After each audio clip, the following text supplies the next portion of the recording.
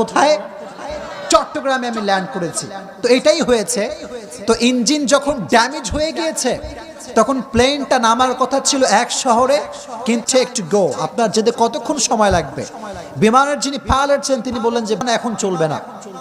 তো ডক্টর সাহেব অনেক ফেমাস ডক্টর পাকিস্তানের, তা ইনশাআল্লাহ। তো উনি একটা বাসে উঠলেন, তার বাস থেমে যাবে। তেমন একটা সময়, যে সময়টা আসরের নামাজের সময় হয়ে গিয়েছে, যে আশেপাশে is there any home available or not, কোনো বাসা আছে কিনা। তো উনি দেখতে পেলেন যে কোনার ভেতরে একটা ঝোপড়ি বাসা, মানে বাসাটা অত ভিআইপি বাসা দেখি না। And he decided to knock the door, and finally he knock the door. এই বাচ্চার এমন একটা অসুখ হয়েছে যে পাকিস্তানের, আচ্ছা আচ্ছা হাত নামাও, হাত নামাও।